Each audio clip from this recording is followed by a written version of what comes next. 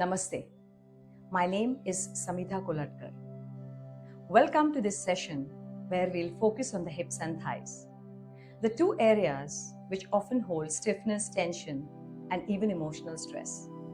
In today's practice, we'll work on strengthening the thighs, opening up the hips, creating mobility and balance in the lower body. These asanas will not only help improve flexibility, but build better posture, circulation, and even overall energy flow. So find your space, roll your mat, and let's begin together. And if you like the session, don't forget to subscribe to the channel for more yoga practices. Let's begin preparing for Veerabhadrasana. Feet apart, parallel, opening up the arms, palms facing the floor. And look down to open up your right foot, the heel perpendicular to the left foot arch. Eyes with a soft gaze focused on the right palm. And bend the right knee and flow into Veerabhadrasana. Making sure you press the back thigh to give yourself that stability, and also the back foot can be slightly tucked inward for better angle. Let your breath be free flowing and letting yourself be in that ease in the pose. Start preparing to flow your right palm next to your right foot and raising your left arm over your left ear, stretching it into Utthita Parsvakonasana. Try to take your gaze upward. Press your back thigh so that you get the strength of both the legs. And try to balance the weight equally on both the feet. Keep your head in awareness. And unfolding happens with a smooth move and back rising up into Veerabhadrasana. We once again remain in Veerabhadrasana as we would be repeating every pose 2 times, and each we hold for about 30 seconds. Allow your breath. The second time it's with more awareness, with more ease.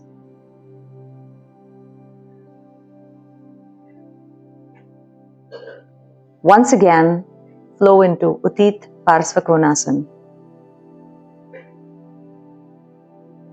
And allow yourself to settle down into that natural rhythm of the breath, and making sure that you are bringing in all the anchoring points into your awareness. Not just the feet, but your core and also your palm on the ground, which lets you be in the pose while feeling easy. Start to unwrap, rise back into Warrior 2, Veerabhadrasana. Unfold and make your feet parallel again, keeping your arms in the air. Start to take your gaze on the left side.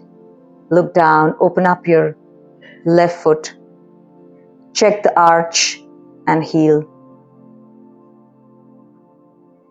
Eyes on the left palm. Back foot slightly tucked in. And once again, settle into this pose, bringing your core, pressing your back thigh. And so you can sustain the pose with ease.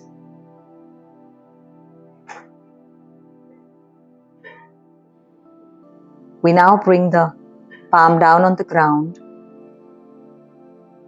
and run your right arm over your right ear into Utthita Parsvakonasana. We follow the same set of instructions,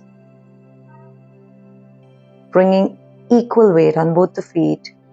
Use the palm and also bring your awareness into the core.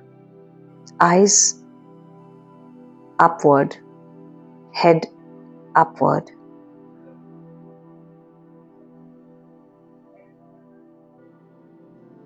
With ease, you rise up back into Veerabhadrasana, like it's that natural extension from one to the next.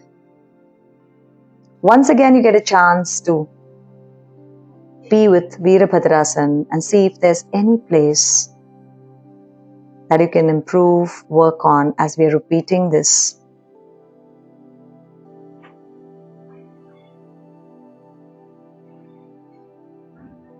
Bring your breath to a natural rhythm. Flow into Utthita Parsvakonasana. And it's always the second time when we do it with more awareness. We bring in that ease in the pose. We become more aware of the anchoring points. And like I said, we are repeating every pose twice, and each time we're going to hold it for about 30 seconds. We rise up to unfold, straightening your knee, making your feet once again go parallel, and conclude the pose by putting your palms into the chest.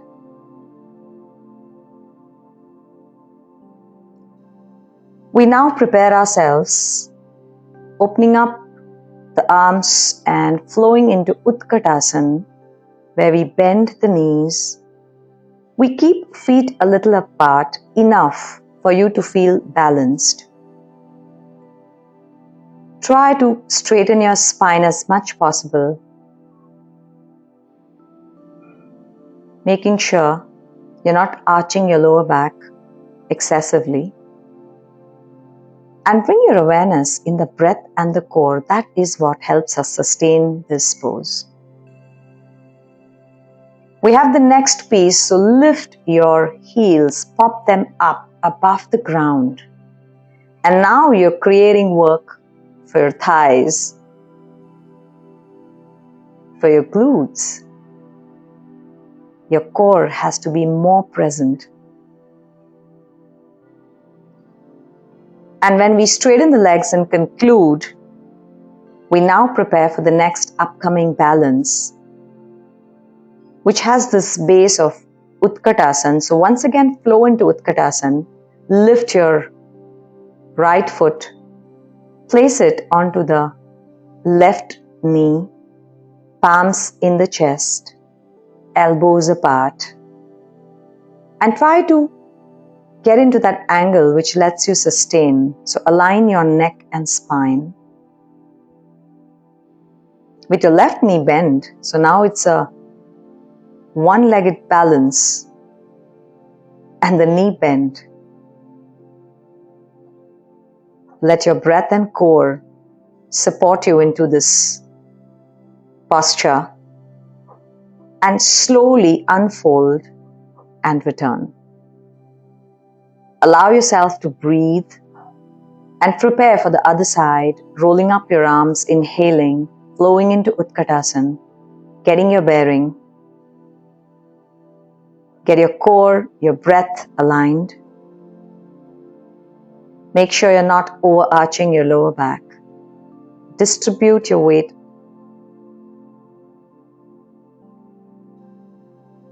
Breathe with awareness.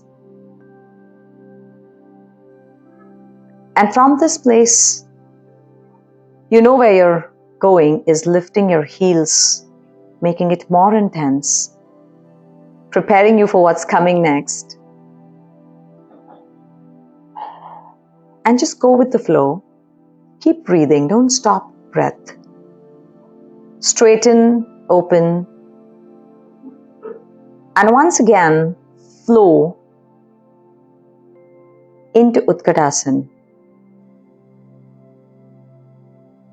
Once you're ready, open up, inhale, bend your knees, and now lift your left leg.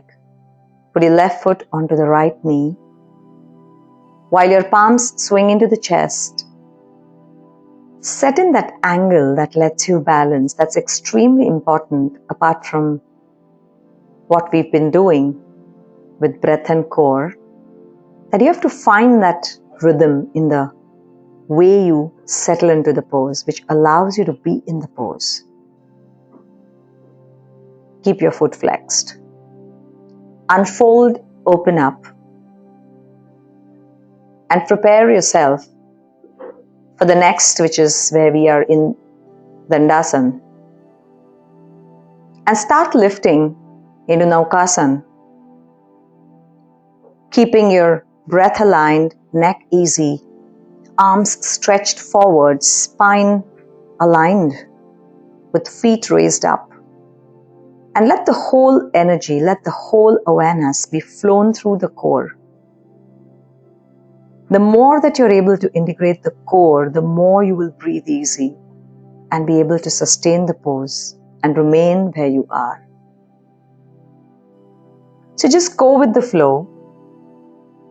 And when you relax, just allow yourself to settle back onto the mat. As we are going to do this one more time, so get your breath, recover by just flowing into opening up the chest and rounding your spine to just get your breath back to its natural rhythm.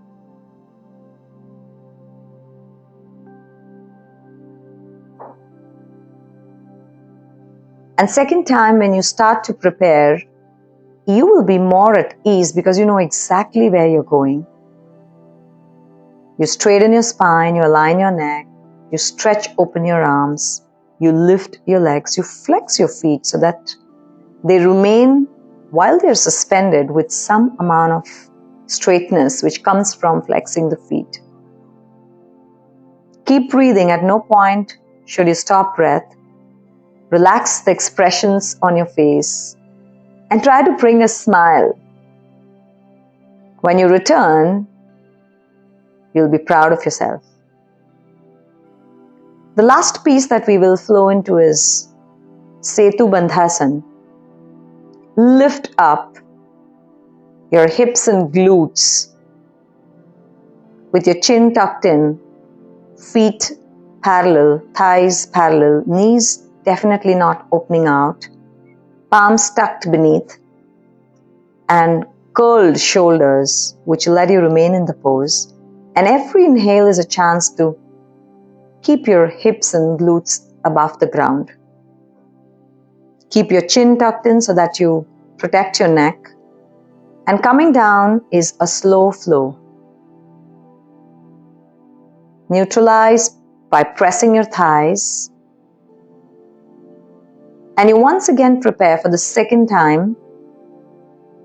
Rise up with that inhale and breathe with awareness. Make sure that you're able to align that spine in such a way that being in the pose is with ease. Inhale, exhale. Every inhale, squeeze your hips and glutes. Once again, when you flow down, do that with ease and press your thighs on the belly. Lift your head, point your toes and flow into Pavan Muktasana and allow yourself to relax.